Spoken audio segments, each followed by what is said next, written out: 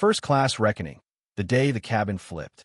June 14th, 2018, Hartsfield-Jackson Atlanta International Airport. The airport buzzed like a beehive. Jet engines roared outside, wheels clattered over tile, and the scent of overpriced espresso hung in the air. 16-year-old Naomi Harris stood near Gate B12, backpack slung over one shoulder, boarding pass crumpled in her hand from how tightly she clutched it. Her brown eyes sparkled with anticipation, a gentle smile played on her lips, and she had a quiet, self-assured energy. Her phone pinged. A text from her dad. "Enjoy the skies, sweetheart. You earned it. Love, Dad." This wasn't just any flight. Naomi had just finished sophomore year with straight A's, and her father surprised her with a birthday gift, a first-class ticket on Ascendant Airlines. She'd never flown anything but economy before. Her dad, Ronald Harris, wasn't just proud. He was the CEO of the entire airline. Ronald had started his career as a baggage handler at this very airport and, over 30 relentless years, climbed his way to the top. But you wouldn't know that from looking at Naomi. She wasn't flashy. Jeans, hoodie, twists pulled back in a ponytail. The only thing that screamed wealth was the boarding pass in her hand. First class. Seat 2A. The terminal was chaos. Businessmen on calls, families wrangling toddlers, vacationers fumbling with passports. But Naomi moved through it like a seasoned traveler. Her nerves weren't about flying. They were about stepping into a space she'd never been invited into before. She scanned her pass, smiled at the gate agent, and stepped onto the jet bridge. The cabin clash. Naomi entered the first-class cabin and paused, taking it all in. Plush leather seats. Suf también ligting. Flight attendants offering champagne. This was it. She found her seat, 2A, and gently slid her backpack beneath the chair. Before she could sit, a voice cut through the air like a whip. "Excuse me, miss," said a blonde woman in her early 40s, navy blazer crisp, clipboard in hand. Her name tag read, Cheryl Morris, senior cabin lead. Naomi straightened. "Yes." "This is first class," Cheryl said, eyebrows arched. "Do you have a ticket for this seat?" Naomi blinked. She pulled out her boarding pass and held it out. "Right here. Seat 2A." Cheryl barely glanced. "These seats are reserved for premium ticket holders. If you're mistaken or were upgraded in error, you'll need to return to economy." Naomi's stomach flipped. She wasn't mistaken. "My dad bought me this ticket," she said, more quietly now. Cheryl's smile was tight. "I'll verify with the gate. Sit if you must, but we'll confirm." The humiliation simmered. Naomi eased into the seat, cheeks burning. Around her, a man in a tie smirked. A woman behind her sighed, loudly, and muttered, "Ridiculous." A child whispered to their mother. Naomi clutched her phone in her lap. Her father's words echoed in her mind. "You belong anywhere, Naomi."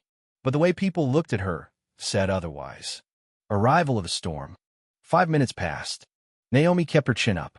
Cheryl returned, now with a nervous-looking gate agent in tow. Naomi's heart thudded. She braced herself, but the jet bridge door suddenly swung open. A man stepped inside. He was tall, well over 6 feet, in a tailored charcoal suit. He moved with the confidence of someone who commanded rooms for a living. His eyes locked on Naomi instantly. She exhaled. "Daddy."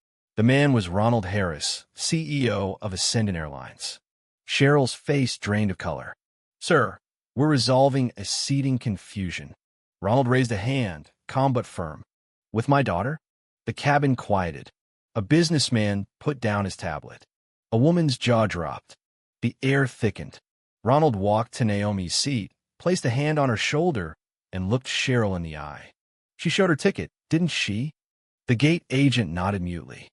"Then why is she being questioned?" Cheryl floundered. "I didn't know she was." "My daughter." Ronald finished for her. "Or we just assumed she didn't belong." He turned to the rest of the cabin, his voice even but loud enough to carry. "This is Naomi. She's a straight-A student.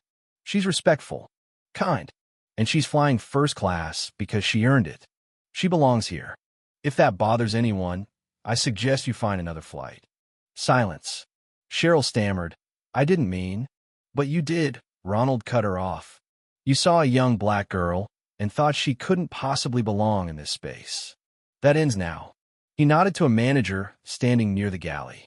The woman gently escorted Cheryl to the back of the plane.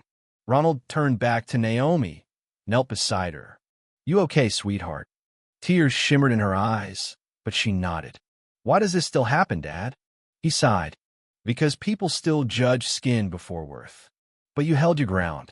That's what matters. Going viral. By the time the plane landed in New York, passengers had already tweeted photos. One captured the moment Ronald stood beside Naomi. Another showed Cheryl being escorted away. By the next morning, hashtags like hashtag Naomi Harris and hashtag Flying While Black were trending.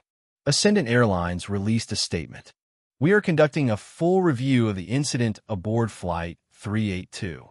This is not who we are. Ronald took it further. He called a press conference. He didn't name Cheryl directly, but confirmed disciplinary actions were taken and new training protocols were being implemented. Implicit bias training. Transparent reporting structures. Real change.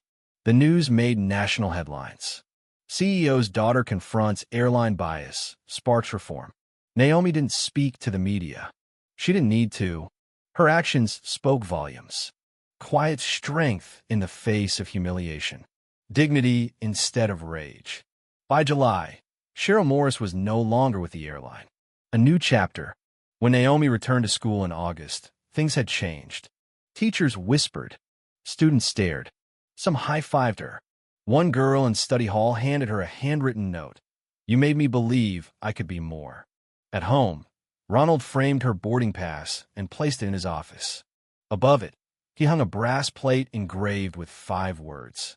You belong anywhere, Naomi. She didn't fly first class again for a while. But when she did, she didn't hesitate. She walked to the front, head held high, sat down, and smiled. Because that seat wasn't just a gift. It was a battleground. And she'd already won.